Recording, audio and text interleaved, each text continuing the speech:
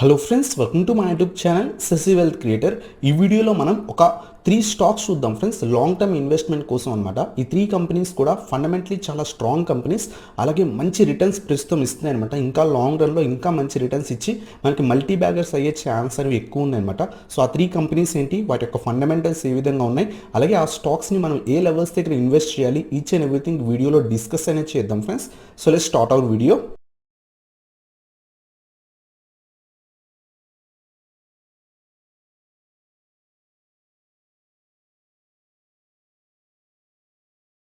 ఈ వీడియోలో ఒక 3 కంపెనీస్ గురించి చెప్తాను కదా, లాంగ్ టర్మ్లో మనకి ఇంకా కూడా మల్టీ బ్యాగర్స్ అయ్యే ఛాన్స్ ఉన్న కంపెనీస్. దాంట్లో ఫస్ట్ వన్ వచ్చేసరికి హ్యాపీయెస్ట్ మైండ్స్ ఫ్రెండ్స్.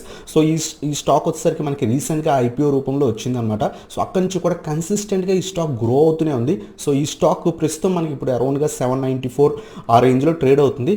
బట్ ఈ స్టాక్ నేను అరౌండ్ 400 రూపీస్ దగ్గర ఉన్నప్పుడు, 500 రూపీస్ దగ్గర ఉన్నప్పుడు కూడా చెప్పాను, ఇది లాంగ్ టర్మ్లో ఇంకా మంచి రిటర్న్స్ ఇస్తుందని. సో స్టిల్ ఇంకా కూడా ఈ ఫ్యూచర్లో ఇంకా బాగా రిటర్న్స్ ఇచ్చే ఛాన్స్ అనేది ఈ కంపెనీకి ఉన్నాయన్నమాట. సో ఈ స్టాక్ మనకి మంచి రిటర్న్స్ ఇచ్చే ఛాన్స్ ఉంది. సో ఈ కంపెనీ యొక్క అనాలిసిస్ అనేది చేద్దాం ఫ్రెండ్స్. ఆ తర్వాత మనం చార్ట్స్లోకి వెళ్ళి ఏ లెవెల్స్ దగ్గర మనం తీసుకోవచ్చు కూడా చూద్దాం. సో ప్రస్తుతం ఈ కంపెనీ మనం చూసినట్టయితే ఇంకా దీని యొక్క మార్కెట్ క్యాప్ వచ్చేసరికి 11,662 crores ఉందన్నమాట. కరెంట్ ప్రైస్ అరౌండ్గా 800 రూపీస్ దగ్గర ట్రేడ్ అవుతుంది. సో ఇది 869 దాకా కూడా వెళ్ళింది ఫ్రెండ్స్. లాస్ట్ 2 days బట్టి మనకి ఈ స్టాక్ కింద పడుతుంది, మార్కెట్ కొంత నెగిటివ్ ఉండడం వల్ల.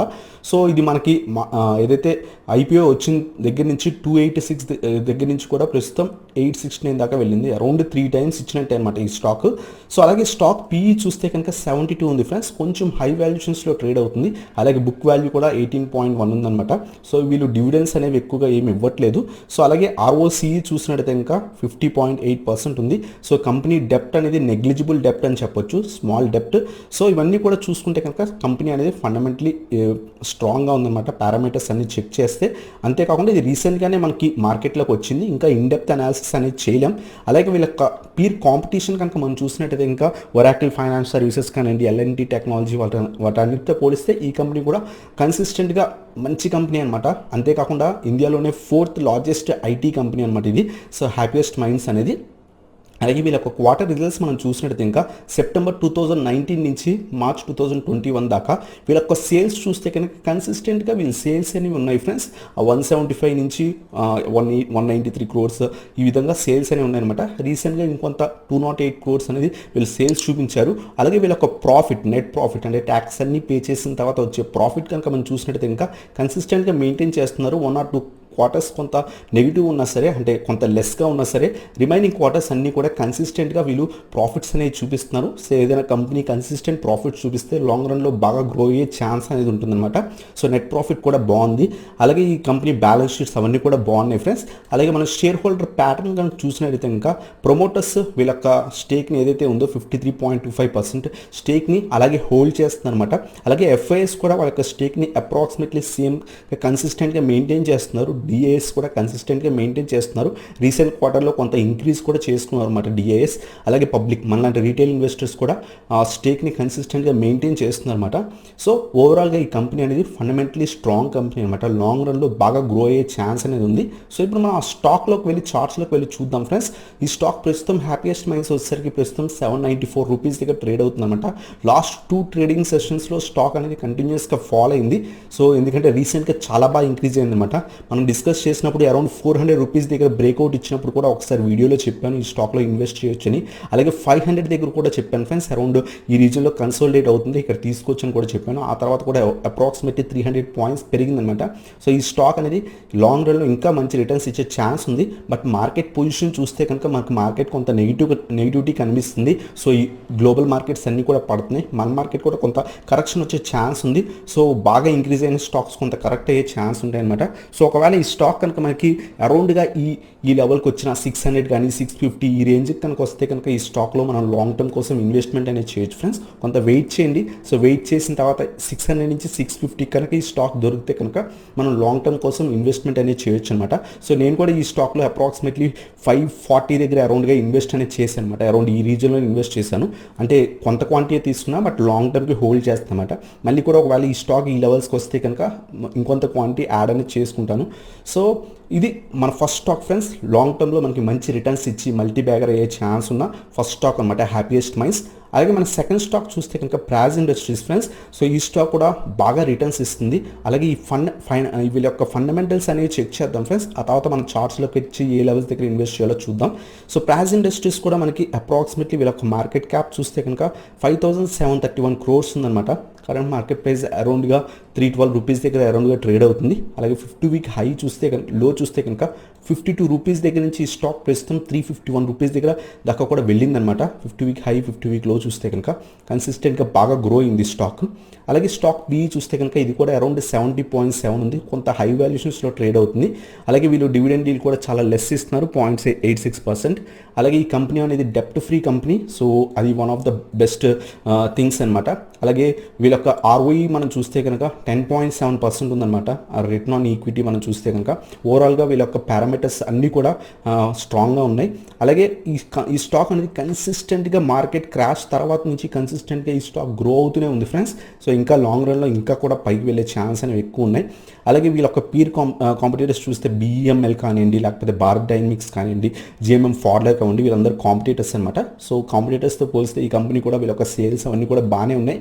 సో అలాగే వీళ్ళ యొక్క క్వార్టర్ రిజల్ట్స్ మనం చూస్తే కనుక వీళ్ళ యొక్క సేల్స్ చూడండి ఫ్రెండ్స్, 2018 దగ్గర నుంచి 2021 దాకా కూడా వీళ్ళ సేల్స్ అనేవి కన్సిస్టెంట్గా ఇంక్రీజ్ అవుతున్నాయి. 1 or 2 quarters సేల్స్ కొంచెం తక్కువైనా సరే వాళ్ళ నెక్స్ట్ క్వార్టర్లో రికవరీ చూపించి రీసెంట్ క్వార్టర్స్లో చాలా బాగా సేల్స్ అనేవి చూపించారు ఫ్రెండ్స్. అలాగే వీళ్ళ యొక్క నెట్ ప్రాఫిట్ కూడా ఒక 3 crores ఉండే నెట్ ప్రాఫిట్స్ 2018లో ప్రస్తుతం 52 crores దాకా కూడా చూపిస్తుంది అనమాట.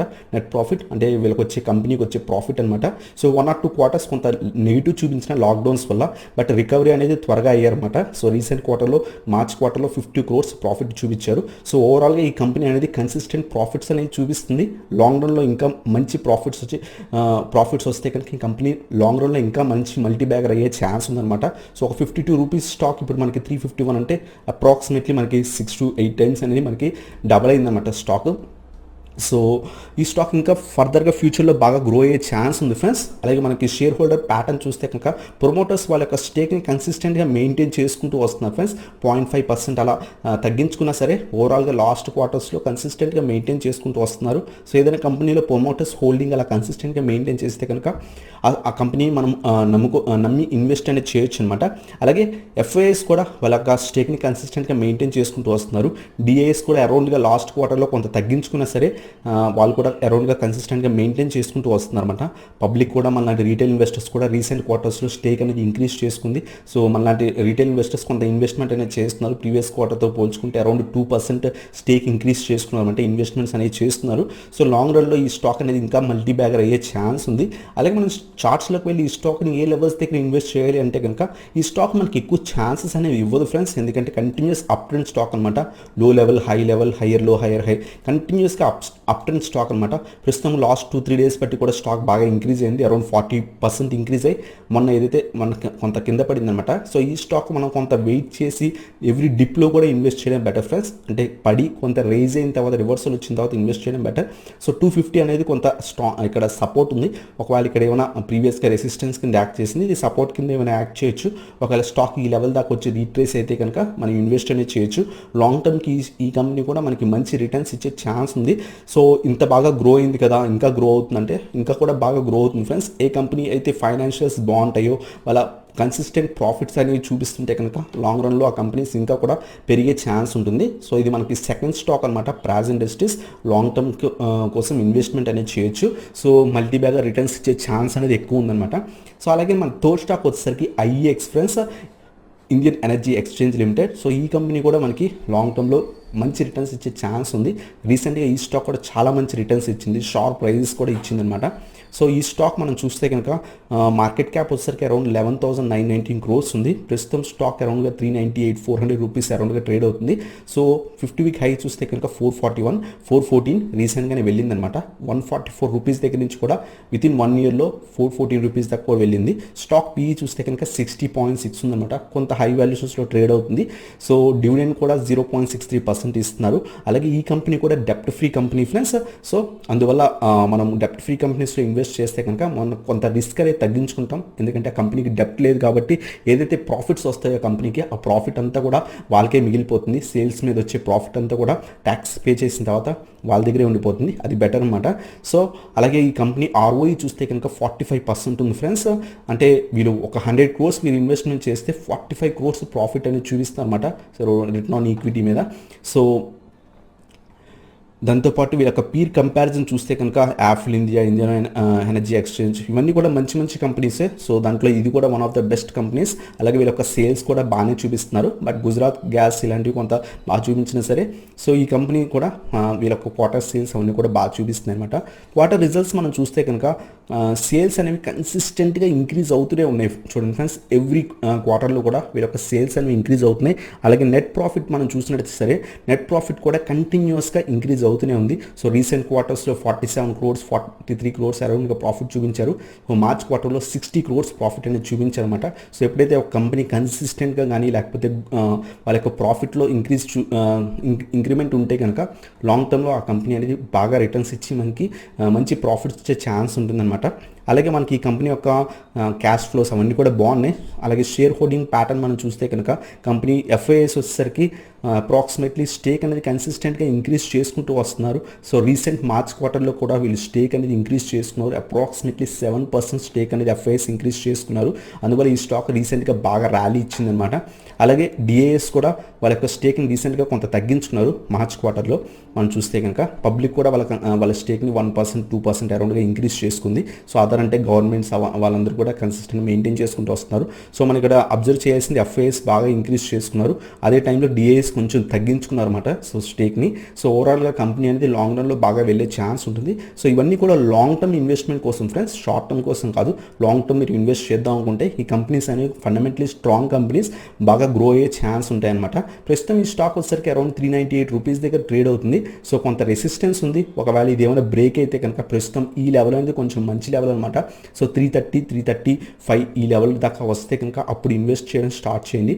మార్కెట్ కొంత నెగిటివ్ ఉంది, కొంత కింద పడినివ్వండి. కింద పడి ఒకవేళ ఈ స్టాక్ కనుక 330 335 ఈ లెవెల్స్కి వచ్చి కొంత రివర్సల్ వస్తే కనుక మనం ఈ స్టాక్లో ఇన్వెస్ట్ అనేది చేయొచ్చు. ఫ్రెష్ ఇన్వెస్ట్మెంట్స్ అయితే మీరు ఆల్రెడీ ఇన్వెస్ట్ చేస్తుంటే కనుక లాంగ్ టర్మ్కి హోల్డ్ చేయండి. ఎందుకంటే ఇవి ఇంకా కూడా మల్టీబ్యాగర్ రిటర్న్స్ ఇచ్చే ఛాన్స్ ఉంటాయి. కొంత కింద పడినా సరే ఎవ్రీ టైం కూడా ఈ స్టాక్స్ అనేవి రైజ్ అవుతూనే ఉంటాయి.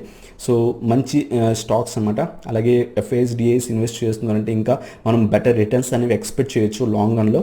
సో ఇది ఫ్రెండ్స్ థర్డ్ స్టాక్ IEX అనమాట.